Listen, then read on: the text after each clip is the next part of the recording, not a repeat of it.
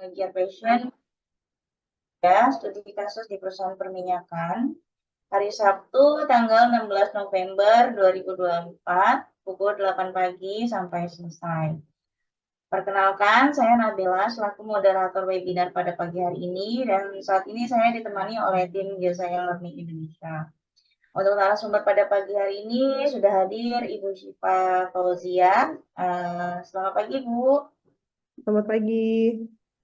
Baik, saya akan membacakan sekilas mengenai dengan Ibu Syifa. Ibu Syifa, dia lulus pada tahun 2000, angkatan 2017 dari UPN Veteran Yogyakarta, Fakultas Industri, dan lalu melanjutkan studinya master di USB YPK PPP Bandung, jurusan Human Resource Management, dan dia telah berkarir pada tahun 2016 sebagai General Admin di berbagai perusahaan, lalu diteruskan sebagai Admin Project, FAT Departemen, lalu di HGRA dan Present Production and Logistic Department. Untuk saat ini Ibu Siva sedang akan melanjutkan studi S3 sebagai PhD. Sekilas dari tentang Ibu Siva. Lalu webinar ini akan berlangsung kurang lebih selama 2 jam dan akan lebih banyak diskusi dan interaksi dengan pembicara dan narasumber serta dengan narasumber. Lalu webinar ini mengenai tantangan mengejar passion di dunia kerja, studi kasus di perusahaan perminyakan. Di era persaingan yang semakin ketat dalam mencari kerja, apakah kita sebagai lulusan fresh graduate akan selalu memilih pekerjaan yang sesuai dengan prodi selama duduk di bangku kuliah atau mengikuti passion yang kita miliki pada saat ini? Nanti akan lebih jelasnya akan diulas secara detail oleh Syifa Fauzia. Baik, saya akan membacakan role dari webinar pada pagi hari ini. Yang pertama, peserta mute voice selama webinar berlangsung, dan jika ada pertanyaan, mohon di raise hand pada kolom Zoom tersebut. Jika ingin bertanya, bisa juga ditulis di kolom Q&A-nya. Setelah narasumber menyelesaikan presentasi, maka akan diadakan sesi tanya-jawab. Untuk mempersingkat waktu, dipersilakan pada Ibu Syifa untuk memberikan presentasi. Silakan Ibu Syifa. Baik, terima kasih. Assalamualaikum warahmatullahi wabarakatuh. Selamat pagi rekan-rekan. Saya akan memperkenalkan diri saya dulu. Bisa dibantu Mbak ya untuk share screen-nya? Boleh, sebentar. Kita diskusi aja, mungkin kita sharing aja di sini. Jadi kita tidak usah terlalu formal, tapi kita di sini forum diskusi. Sebelum saya memulai lebih lanjut, saya akan memperkenalkan sedikit tentang diri saya. Saya dulu sekolah S1 di UPN Veteran Yogyakarta, jurusan Fakultasnya Teknologi Industri, jurusannya TI, tahun 2011. Lalu saya melanjutkan kuliah S2 pada tahun 2022. Kalau dilihat dari masa saya S1 ke S2 itu cukup lama ya, sekitar 7 tahunan lebih lah untuk melanjutkan S2. Pertama kali saya bekerja, memulai karir saya di Jakarta, sekitar 3 bulan bekerja di PT Solid Gold. Saya di situ dipercaya sebagai development officer. Lalu saya pulang ke Balikpapan, saya melanjutkan lagi, saya dapat bekerja di Bumi Teknik Utama Balikpapan tahun 2018, di mana emang kerjaan saya adalah General Administration.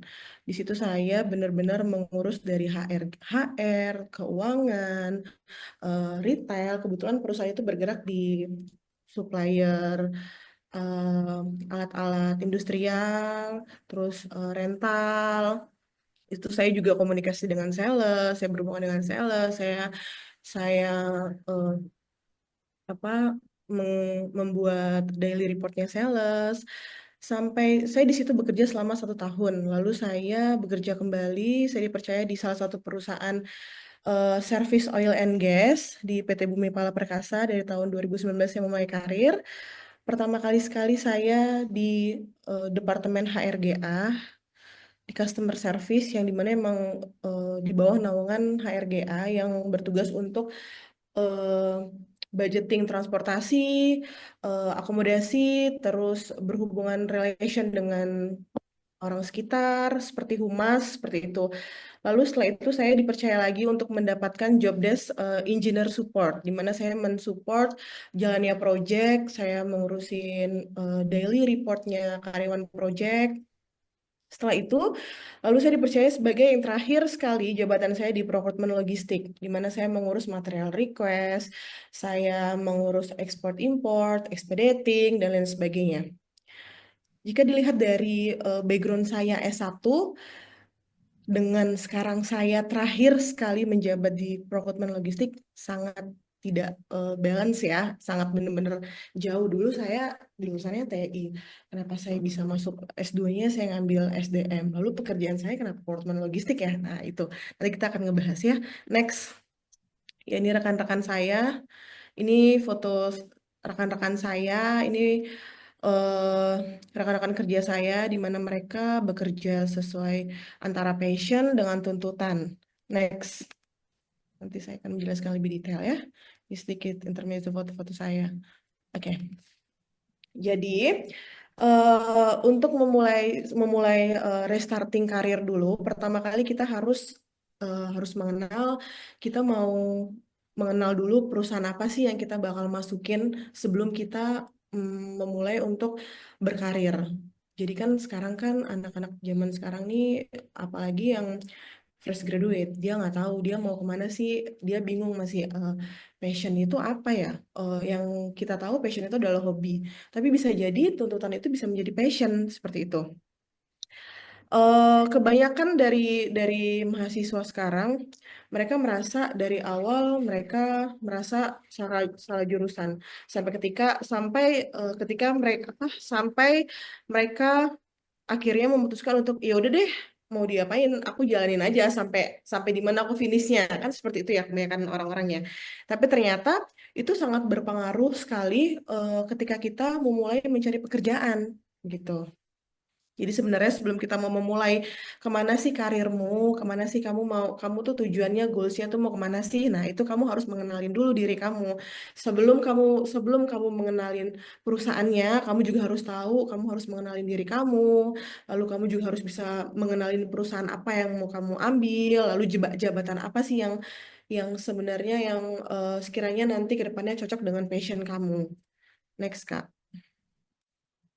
Ini yang tadi saya bilang ya, ketahuin diri dulu, ketahuin diri kita dulu.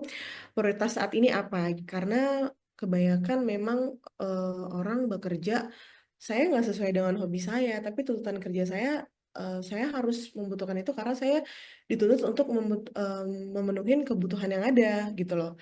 Karena kan orang kan menilai bahwa kebanyakan kalau kita ngikutin passion terus, nanti kita belum tentu passion menghasilkan gaji besar seperti itu atau bahkan sebaliknya gitu kan. Lalu kita juga harus tahu, nah sebelum kita jauh ke sana kita harus tahu nih suka dan enggaknya diri kita nih apa sih gitu loh. Kita tuh hobi interestnya tuh kemana sih? Apakah bisa hobi kita menjadi passion kita dan hasilnya gaji kita juga besar gitu. Itu sebenarnya saling bersinambung ya. Next, next Kak. Oke. Oh, kira-kira untuk goal sesi ini, kita jadi lebih tahu nih jabatan apa sih yang cocok untuk diri kita. Lalu kira-kira apa sih yang pas banget untuk kita nyaman dalam bekerja, lalu kita menjalannya jadi lebih lebih happy, lebih enjoy. Nah, itu semua kan harus dari diri kita dulu. Jadi, kebanyakan mahasiswa sekarang mereka merasa mereka salah jurusan. Yang pertama mereka salah jurusan. Lalu mereka mencari suatu pekerjaan, mereka bingung nih.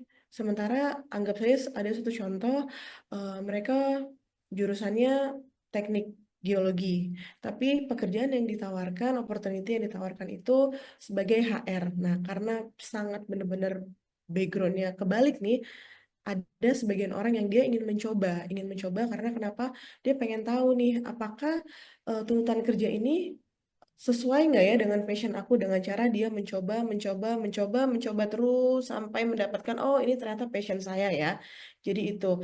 Jadi tidak ada salahnya ketika kita dapat penawaran, kita coba aja dulu. Tapi ketika kita sudah merasa tidak tidak oh ini kayaknya saya bukan di sini deh. Lebih baik kita lepaskan, kita mencari lagi apa yang menjadi skill kita seperti itu. Nah, lalu di sini ada job scare insight, kalian bisa lihat ya. Di sini ada never give up because you never know your future, learn the business process, learn through your passion, break down your dream, lalu terakhir measure your skill. Ini sangat berpengaruh pada diri kita. Kenapa berpengaruh pada diri kita? Ketika kita nyaman dengan suatu hal yang kita kerjakan, kita akan menjadi lebih happy untuk mengerjakan sesuatu. Next, Mbak, mungkin bisa saya jelaskan di selanjutnya.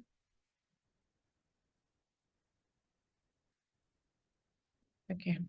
Nah, sebelumnya sebelum sebelum lebih jauh kalian untuk mengenal apa itu passion, mungkin beberapa di sini yang baru kuliah atau yang fresh graduate masih belum paham tuh passion dalam bekerja itu seperti apa sih dan tuntutan kerja itu seperti apa sih. Sebenarnya ada penelitian yang mengatakan bahwa bekerja dengan minat atau dengan passion itu dapat meningkatkan gairah dan kecintaan pribadi, di mana kita turn burn off eh, pekerjaan yang menjadi lebih minim, lalu tingkat stresnya juga lebih minim, kreativitas kita juga lebih terasa, lebih semangat. Itu kalau kita bekerja dengan passion. Sedangkan jika dituntut dengan bekerja untuk memenuhi itu ya emang hanya untuk memenuhi kebutuhan finansial atau karena emang tanggung jawab dan ekspektasi eksternal saja. Next. Oke. Dan di sini adalah ciri-ciri bekerja dengan passion yang tadi saya jelaskan bahwa kita kalau bekerja dengan passion, kita merasa kita punya kepuasan batin dan kita kebahagiaan. Nah, dari kebahagiaan itulah kita menjadi kayak ada masalah nih, ya kita jalanin dan justru karena emang itu passion kita, kita tidak merasa stres, kita tidak merasa terbebanin, kita juga jadi punya semangat yang tinggi, lalu cenderung kreatif dan berinovasi, dan kita jadi pengen belajar untuk mengetahui banyak hal. Oke, saya sedikit menjelaskan ini dulu, nanti akan saya berbagi cerita tentang pengalaman saya. Next, keuntungan bekerja dengan passion. Ya ini ya, sangat berhubungan sekali dengan yang tadi, di mana kita menjadi merasa puas, ke kepuasan kerja lebih tinggi, lalu termotivasi untuk selalu belajar, yang tadi saya bilang. Ketika kita udah tahu nih kita arahnya kemana, kita tahu kita kemana passionnya, kita pasti ingin belajar, kita pasti ingin berkembang. Tidak menutup kemungkinan yang tadinya kita merasa ini tuntutan kerja, ternyata jadi passion kita itu bisa menjadi menambah salary kita, menambah penghasilan kita, atau bisa jadi ketika emang kebutuhan ternyata passion saya ini tidak sesuai dengan tuntutan kerja saya nih, tapi tuntutan kerja saya selama ini gajinya lebih besar daripada passion, daripada hobi saya, itu tidak masalah. Itu bisa jadi the second option kalian untuk menjadi masukan tambahan kalian selama itu tidak mengganggu prioritas kalian dan tidak mengganggu performa kerja kalian. Next.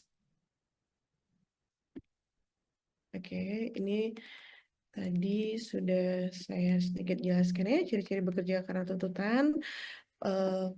Bekerja karena tuntutan itu pastinya tidak nyaman sekali. Motivasinya menjadi turun, lebih mudah stres, lebih mudah terbebani, resiko burnout-nya terlalu tinggi, dan orientasi pada hasil dan upah itu bukan proses atau perkembangan. Jadi di mana kita, ini tadi yang saya bilang dan saya jelaskan bahwa ketika kerja, tapi tidak dipungkiri juga, sekarang kan apalagi zaman sekarang kan, aku nggak bisa nih, gue bukan hobi gue nih, tapi gue tuh dapat gaji besar daripada daripada gue ngejalanin hobi gue gak dapet apa-apa, ya mendingan gue ngejalanin aja. Yang penting adalah kalian bisa enjoy dengan bekerja itu, kalian bisa membuat pekerjaan itu adalah zona nyaman kalian, jadi bisa meminimkan tingkat stres kalian. Oke, lalu di sini next ya, keuntungan bekerja berdasarkan tujuan, di mana kita harus akan lebih fokus pada tanggung jawab kita. Kita bisa mengembangkan keterampilan dan bertahan dan manajemen stres kita tuh jadi lebih teratur. Dan kita dapat beradaptasi dengan berbagai jenis pekerjaan. Next, tantangan bekerja karena tuntutan. Ya tadi saya jelaskan ya, resiko burnout lebih tinggi, lebih sedikit motivasi intrinsik, dan mungkin sulit menemukan makna dalam bekerja.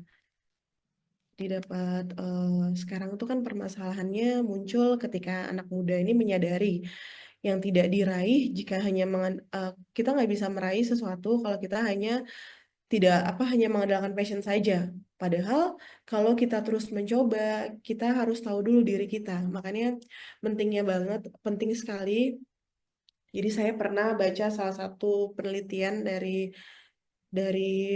mahasiswa, kalau nggak salah mahasiswa Gunadarma apa mahasiswa mana gitu, itu menyatakan bahwa memang pada saat peran terpenting itu adalah orang tua. Kenapa sangat penting peran orang tua untuk anak? Karena ketika anak mulai beranjak dari usia dia anak-anak, lalu tumbuh menjadi dewasa sampai dia besar, di situ dia eh, kita tugasnya orang tua adalah untuk kita tuh mensupport gitu, mensupport mereka untuk apa yang mereka lakukan, kita harus mensupport seperti itu.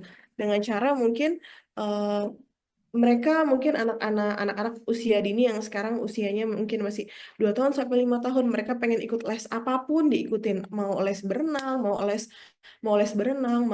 les apa taekwondo atau apapun itu diizinkan. Akan lebih baik jika orang tua tuh mensupport, karena kenapa, dari situ mereka belajar untuk mengetahui kemana sih jiwanya mereka, kemana sih skillnya mereka. Ketika mereka nyaman dan itu bisa menjadi hobi, nanti sering jalannya waktu mereka berkembang, mereka bisa menjadikan itu sebuah pekerjaan. Seperti kayak saya ambil contoh studi kasus seperti pemain sepak bola, dia hobinya main bola nih. Dari kecil dia suka main bola sampai dia dewasa, sampai ketika usianya sampai dia udah merasa bahwa dia udah mencoba untuk bekerja dari tempat A, B, C, ternyata dia tidak nyaman dan akhirnya memutuskan untuk resign.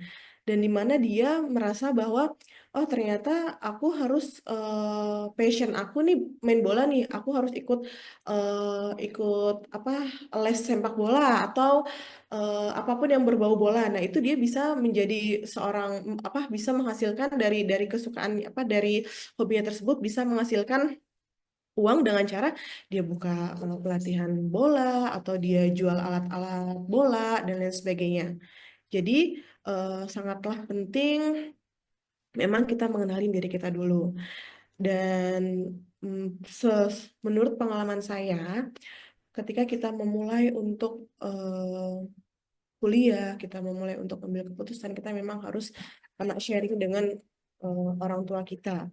Dan ini pengalaman saya pribadi, saya sendiri pun tidak mendengarkan apa yang orang tua saya dulu mengatakan, dan akhirnya sampai sekarang saya jadi kayak, saya ini arahnya kemana ya, dari tahun 2016 nih saya kerjanya tidak sesuai dengan basic saya, background saya, dan akhirnya saya memutuskan untuk oke, saya tahun 2019 saya di salah satu perusahaan oil and gas. Saya tahu saya di HRGA, saya suka sekali yang namanya relation dengan orang banyak, saya suka sekali diskusi dengan orang, saya juga suka untuk mengontrol orang, untuk controlling budgeting, lalu scheduling untuk orang-orang yang on duty off duty. Terus saya juga suka memecahkan masalah antara human dengan manajemen, itu saya suka. Jadi akhirnya saya memutuskan untuk saya mengambil S2 tentang SDM, bagaimana kualitas SDM, dan itu passion saya. Dan sekarang sekarang pun saya merasa bahwa oh ternyata benar ya, dulu orang tua saya nyuruh saya kamu ngambil perminyakan aja karena background background papa saya dulu pensiunan dari salah satu perusahaan luar oil and gas. Lalu kakak saya dia sekarang bekerja di salah satu oil and gas juga, dan dia mengarahkan ke saya untuk kamu coba masuk teknik lingkungan saja, tapi ternyata emang passion saya tidak bisa hitung-hitungan saya tidak bisa, tapi saya ketika saya berbicara, saya melatih apa yang menjadi eh, kenyamanan dalam diri saya terus gali itu dan akhirnya sampai sekarang saya berani memutuskan untuk saya resign tahun 2024 baru saja awal bulan kemarin saya resign karena itu emang sudah jalannya tidak sesuai dengan diri saya. Jadi kesimpulannya adalah di mana ini dari pengalaman saya di mana bahwa kita kita mau bekerja sesuai passion, sesuai tuntutan, apapun itu semua kembali ke diri kita masing-masing. Ketika kita tahu diri kita mau kemana, ketika kita tahu tujuan hidup kita apa dan goalsnya apa, itu pasti kita kita tahu target-target apa yang harus kita selesaikan. Seperti itu. Kalau kita tidak mengenal dengan diri kita tidak mencoba apapun yang kita mau, apapun yang harus kita tidak belajar, tidak mencoba, kita tidak tahu kita arahnya mau kemana. Akankah kita ikutin alur terus kah? Akankah akankah kita eh, mengikuti apa arus yang ada kan tidak seperti itu dan sementara nanti manusia itu akan regenerasi ya kan kita punya anak kita harus mengarahkan anak kita kemana dia mau kita harus support anak kita dan dan lain sebagainya dan hidup juga terus berjalan begitu kan. Oke.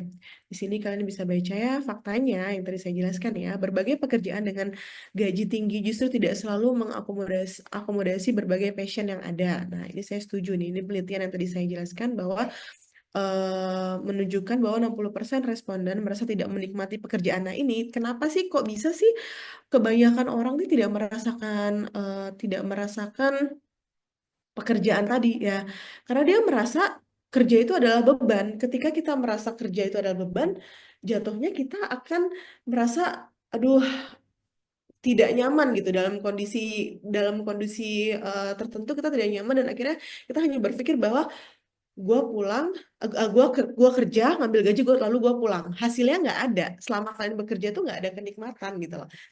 Terus pengalaman yang kalian dapat ya cuman pengalaman standar gitu. Sedangkan eh, ada yang menyatakan bahwa 54% orang menyatakan bahwa kebahagiaan dalam bekerja itu sangat penting ketimbang gaji yang didapat. Benar, itu tadi. Kalau dibahas tentang yang kebahagiaan dalam bekerja lebih penting ketimbang gaji yang didapat, itu sangat benar karena saya sudah merasakan sekali di mana kalau memang kebahagiaan, kenyamanan dalam bekerja itu kan selain gaji, kita juga harus convert dengan zona pekerjaan kita. Artinya, zona itu apa aja sih fasilitas dari perusahaan tersebut? Memadai nggak untuk karyawannya? Begitu, ya kan? Lalu teman-teman, lingkungan sekitar itu apakah mensupport kita enggak? Atau teman-teman sekitar ini apakah baik atau tidak? Tapi kan kebanyakan memang namanya rekan kerja itu berbeda lah ya. Kalau saya sih selalu menyebut tidak ada yang namanya teman di dunia perusahaan. Menurut saya, ketika kita mulai bekerja, itu adalah rekan kerja kita semuanya. Tidak ada yang namanya teman terus sahabat itu tidak. Kalau saya, karena kenapa? Karena namanya dunia kerja itu pasti semua pakai topeng masing-masing, benar?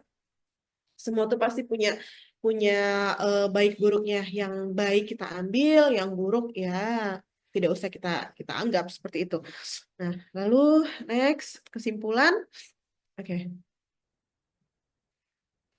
Eh, di sini ini tadi yang saya jelaskan ya bahwa kita sangat penting untuk memahami diri kita sendiri dalam menentukan arah kerja. Lalu kita tidak ada salah atau benar antara passion dengan tuntutan. Keduanya tuh saling melengkapi. Yang tadi saya bilang bahwa belum tentu tuntutan kerjaan kamu sekarang itu bukan passion kamu. Tapi kalau kamu tidak mencoba, kamu tidak mengetahui, kamu tidak mencoba, itu kamu tidak akan tahu apakah itu passion atau tidak. Karena bisa jadi kamu mungkin jurusannya adalah geologis, ya kan geologi. Tapi ketika kamu memulai karir di HR, siapa tahu itu ternyata jadi passion kamu dan akhirnya kamu mengambil sertifikasi, kamu mengambil sekolah lagi tentang SDM atau apapun itu yang bisa menunjang tuntutan kamu akhirnya menjadi passion kamu. Dan bonusnya bonusnya adalah kamu bisa mendapatkan gaji yang kamu inginkan gitu. Karena itu sangat keduanya itu sebenarnya saling melengkapi gitu ya. Lalu pentingnya menemukan keseimbangan untuk meraih kepuasan dan kestabilitas kerja. Nah, ini yang tadi saya jelaskan. Ketika kamu mulai kamu tuh kamu itu sebelum kamu bekerja, kamu harus mengenalin dulu nih. Kamu harus mengenalin dulu tuntutan kamu, passion kamu. Ketika kamu udah mulai bekerja karena tuntutan, kamu belakangin dulu passion kamu. Kamu benar-benar kamu fokuskan dulu bekerja, kamu lihat, kamu gali. Ketika kamu merasa itu nyaman, itu akan bisa akan bisa mengimbangkan kepuasan kalian ketika kalian bekerja.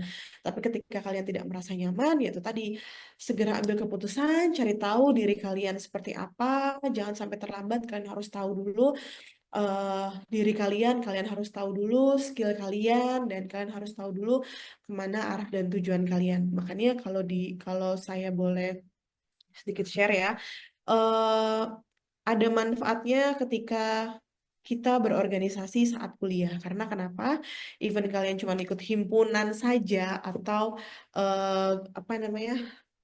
Apa sih namanya tuh saya lupa deh, yang study club ya. Nah itu even kalian cuma ikut himpunan atau study club, itu membuat merasa bahwa oh kalian jadi belajar nih berorganisasi, birokrasi seperti apa, kalian jadi tahu ternyata memecahkan masalah ini seperti ini ya, ternyata menjalin teamwork ini seperti ini ya, dan bonusnya kalian mendapat relasinya dari mana, relasinya dari senior-senior yang udah pasti kan ada pembicara tuh, senior-senior diskusi kalian di situ. Dari situ kalian mengenal dulu diri kalian. Oh, ternyata aku ini begini ya. Ternyata aku ini cocoknya di politik. Oke, masuk bener-bener masuk ke dunia politik. Seandainya kalian dunia politik kalian bener-bener ya kalian masukin ke dunia politik dan bener-bener emang cari yang sekiranya itu menunjang untuk diri kalian. Kenapa saya bilang harus mencari apa yang sekiranya itu sudah menunjang untuk diri kalian ya, karena itu nanti akan balance dengan pendapatan yang kalian dapat seperti itu.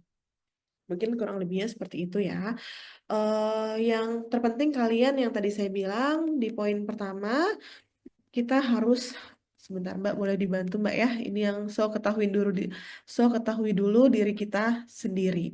Ini ya Mbak, coba dilihatkan. Nah ini kita harus tahu dulu diri kita ini mau kemana, prioritas apa saat ini kita. Apakah prioritas kita sekarang cicilan misalnya ya kan?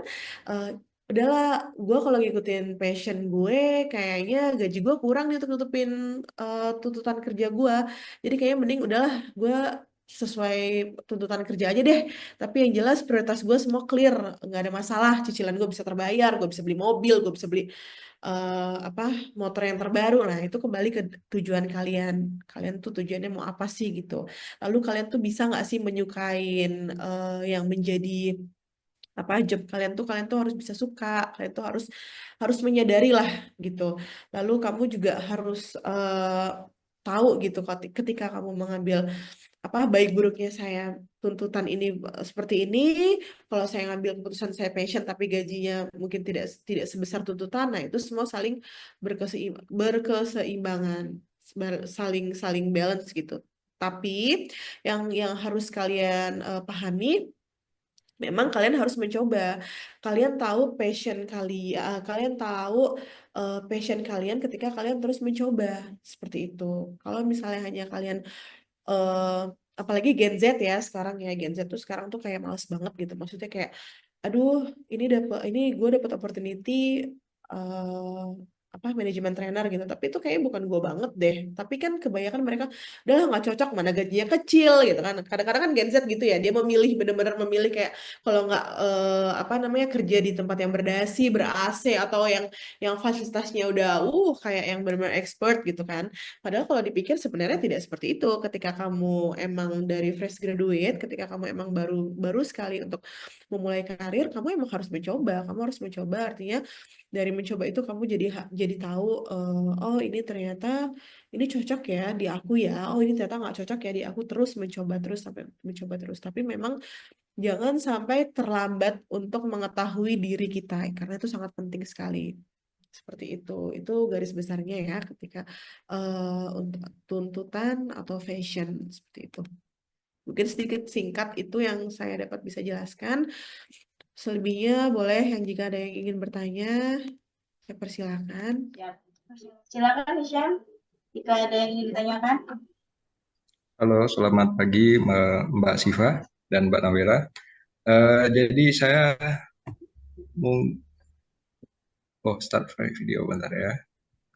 Oke, jadi saya ingin bertanya mungkin terkait ini ya. Jadi untuk skill set eh, banyak bidang itu yang mumpuni untuk banyak bidang itu kan sangat ini ya, sangat beragam gitu kan ya. Terlebih kita kalau misalnya seperti Mbak Siva ingin beralih bidang dari jurusan yang ditekuni selama kuliah. Nah, mungkin dari Mbak Siva sendiri ada nggak beberapa skill set yang kira-kira bisa fleksibel diterapkan di semua bidang dan bisa jadi nilai jual kita apabila kita jadikan portofolio yang serius kita tekuni semasa mempersiapkan uh, portofolio untuk pekerjaan yang akan kita lamar ke depannya. Mungkin itu Mbak, beberapa skill set yang kira-kira secara umum bisa diakui dan bisa digunakan diterapkan langsung pada perusahaan. Kurang lebih seperti itu. Terima kasih. Terima kasih Mas Islam. Kalau dari pengalaman saya, kalau saya sih pribadi yang pertama emang selain kita juga ambil sertifikasi, kita juga harus ada namanya, kita harus tahu dulu nih, kamu kan ketika bekerja kan kamu kan nggak mungkin dong ya kalau misalnya Halo, Ibu Syifa, maaf suaranya terputus. Nah, kita lanjutin aja yang tadi. Yang pertama kali kita harus memiliki skill. Skillnya itu bisa berupa kita bisa komunikasi dengan baik antara rekan kerja kita. Itu kalau seandainya udah diterima di perusahaan. Jika belum, kita membangun relasi antara teman-teman kita bisa ikut komunitas, terus kita bisa mencoba hal-hal yang baru seperti kita ikut komunitas dari berbagai macam sumber, misalnya dari mulai pendidikan atau kita ada yang suka hiburan, misalnya kalau di Jakarta ada yang seperti Gute, jadi kita bisa antar jurusan atau yang bukan bidang kita. Jadi apa yang kita mau, apa yang kita suka, kita harus banyak-banyak komunikasi dengan orang lain, mengenal hal baru, itu juga akan menjadikan suatu pengalaman. Jadi mulai dari networking itu bisa jadi karena saya punya pengalaman seperti kayak waktu itu saya penerbangan ke Surabaya. Di sebelah saya adalah ternyata dia seorang salah satu sumber manajer di salah satu BUMN. Di sini yang saya skill pakai adalah cara saya mengkomunikasikan dengan orang lain dan saya tidak segan untuk menyapa orang tersebut terlebih dahulu seperti pagi Pak gitu kan, Bapak mau ke mana nih di Surabaya dan kebetulan aku waktu itu mau ke Surabaya, bilang gitu kan.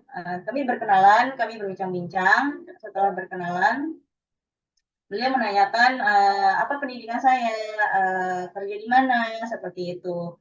Dan yang lebih di luar ekspektasi saya, ternyata dia malah menawarkan ke saya adalah pekerjaan.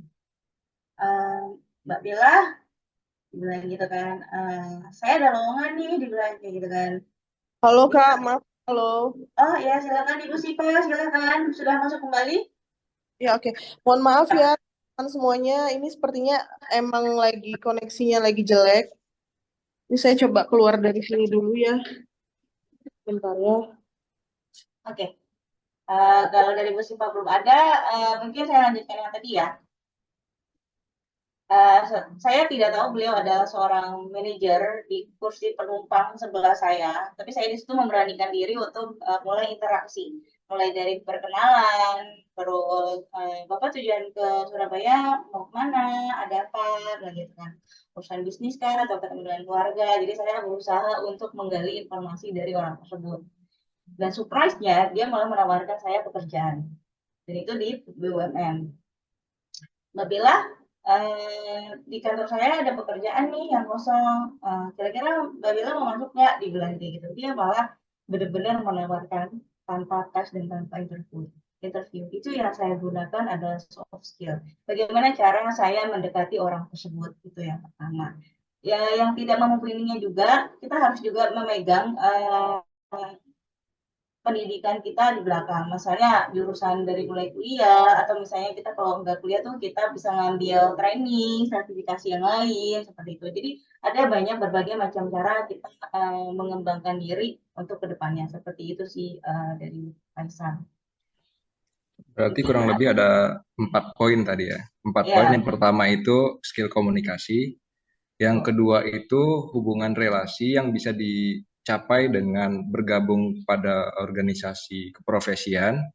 Yang ketiga itu membuka peluang tak terduga dari hubungan-hubungan ataupun memanfaatkan skill komunikasi yang pertama disebutkan tadi dengan orang-orang yang bisa saja mungkin memberikan kesempatan lebih bagi kita untuk bergabung di dunia profesi. Dan yang keempat itu mempersiapkan skill kompetensi yang berhubungan dengan bidang yang ingin kita tekuni. Mungkin seperti itu Mbak Bella ya. iya betul sekali seperti Oke, itu. siap. Dan kita juga harus benar-benar ada kayak, oh kita punya teman dekat nih siapa gitu kan. Dan kebetulan ketika saya ditawarkan dengan pekerjaan itu dengan tidak sesuai dengan passion saya, balik lagi kan, saya menghilangkan kesempatan itu. Dan saya memiliki teman dekat waktu itu, karena dia posisinya berada di Jambi ya untuk pekerjaannya di BUMN tersebut. Karena saya dekat dengan teman saya yang itu, dan saya tahu skill dia, kemampuan dia juga sama seperti saya. Saya mencoba berbicara dengan teman saya tersebut, merupakan salah satu sahabat dekat saya. Kamu mau nggak gantiin saya? Aku bilang kayak gitu kan. Ada lowongan kerja nih, gantian balik lagi dari si A ke si B ke si C seperti gitu kan. Oh iya boleh deh Bel, ya bilang kayak gitu. Dan saya mencoba melobi kembali untuk manajer BUMN tersebut. Pak, mohon maaf sebelumnya saya meminta maaf terlebih dahulu karena saya menghilangkan kesempatan tersebut gitu kan. Saya belum bisa Pak karena saya tidak diizinkan oleh orang tua saya untuk pindah moving ke Jambi, aku bilang kayak gitu. Tapi saya punya penawaran lagi buat Bapak, aku bilang gitu. Ini ada teman saya, dia bersedia untuk menggantikan posisi saya, apakah saya boleh Pak? Seperti itu. Dan di luar ekspektasi kembali, dia memperbolehkan. Akhirnya, tadinya kartu saya, apa namanya, ID saya di perusahaan tersebut udah ada, maksudnya udah launching lah, Mbak tinggal masuk aja seperti itu kan. Eh, Boleh nggak Pak diganti sama teman saya? Aku bilang gitu.